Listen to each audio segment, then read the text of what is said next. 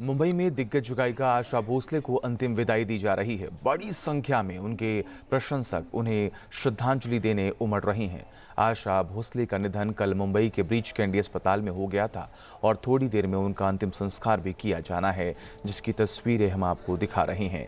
जब उनका पार्थिव शरीर उनके घर से निकला, उसके बाद आप देख पा रहे हैं किस तरीके से वहां पर हजारों और सैकड़ों की संख्या में तमाम जो लोग उन्हें पसंद करते हैं, उनकी गायकी को मानते हैं, समझते हैं, सुनते हैं, वो सब इस वक्त सड़कों पर नजर आ रहे हैं।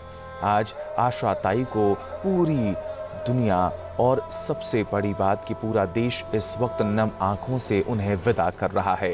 ये तस्वीरें हम आपको दिखा रहे हैं, लाइव तस्वीरें, जब उनका पार्थिव शरीर जब इस आखिरी यात्रा में निकल रहा है, तो आप इन तस्वीरों को देखकर समझ पा रहे होंगे कि आखिर आशा ताई की लोकप्रियता कितनी थी। हमारे सहयोगी पंकज हमारे साथ लगातार जुड़े हुए हैं। पंकज, कल जब ये खबर सामने आती है, उसके बाद तमाम चर्चाएं शुरू हो जाती हैं कि आखिर आशा ताई कैसे चली गई। लोग परेशान हो गए, उन्हें विश्वास ही नहीं हुआ। ये बताता है, ये समझाता है कि आखिर आशा ताई की लोकप्रियता कितनी ज्यादा थी। पंकज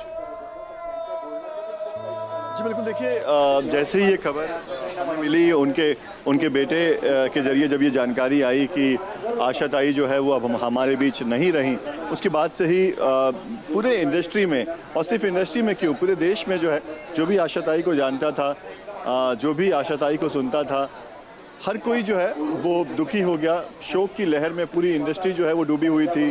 बॉलीवुड से लेकर स्पोर्ट्स जगत से लेकर राजनीतिक जगत में जो भी उनके करीब रहा, हर कोई जो है वो दुखी हो गया। हमने देखा कैसे देश के प्रधानमंत्री ने सबसे पहले इस बात की जानकारी ट्वीट करके उन्होंने श्रद्धांजलि अर्पित की। इसके अलावा हमने देखा कि महाराष्ट्र के जितने भी बड़े नेता हैं वो लगातार परिवार के संपर्क में आ गए।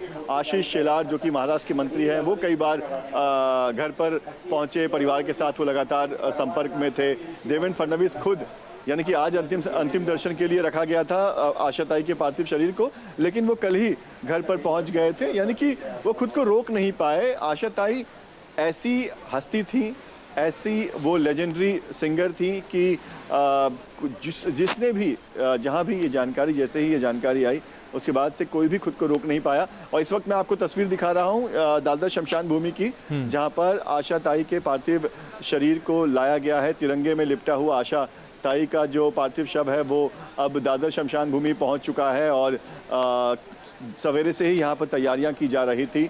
और आप देख पाएंगे कैसे पूरे शमशान को जो है वो फूलों से सजाया गया है। और आशा ताई का पार्थिव शव जो कि उनके घर से निकला था, वो आखिरकार पहुंच चुका है दादर के शमशान भूमि में।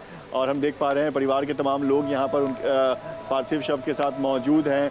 आशीष शेलार जो कि महाराष्ट्र के मंत्री हैं, उनका नाम मैंने अभी लिया था, वो भी आप देख पाएंगे कि वो भी जो है वो पार्थिव शव के साथ ही यहाँ पर दिखाई दे रहे हैं हमें। तो बिल्कुल आशा ताई का इस तरह से चले जाना ये बहुत दुख की बात रही है, सिर्फ बॉलीवुड के लिए नहीं बल्कि पूरे देश के लिए, पूरी दुनिया में जो भी उनके फैंस हैं उन सब के लिए।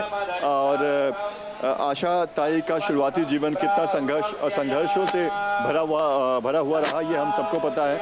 लेकिन आशा ताई ने कभी भी पीछे मुड़कर नहीं देखा, कभी भी उन्होंने अपने स्ट्रगल को अपने करियर के सामने, अपने पैशन के सामने नहीं आने दिया। यही वजह रहा कि 20 भाषा में 12,000 से ज़्यादा गीत उन्होंने गाया, और एक से बढ़कर एक गीत, ऐसे गीत जो शायद कोई दूसरा सिंगर नहीं गा सकता, ऐसे गीत जो संगीतकार उम्मीद भी नहीं करते थे कि कोई दूसरा सिंगर जो है उसे वो फ्लेवर दे सकता है। लेकिन आशा ताई को जाना ही इसलिए जाता था कि जो कोई नहीं कर सकता था वो आशा ताई कर सकती थी।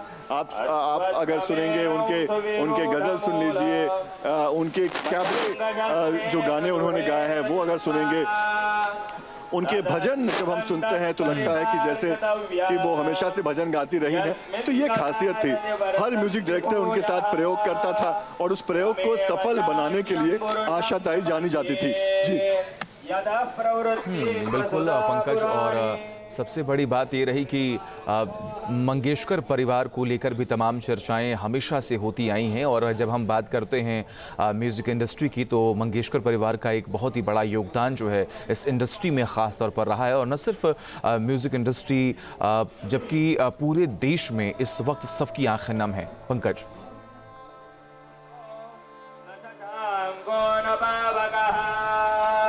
जी बिल्कुल, देखिए मंगेशकर परिवार का म्यूजिक के फील्ड में जो उनका योगदान रहा है, उस योगदान को कभी भुलाया नहीं जा सकता।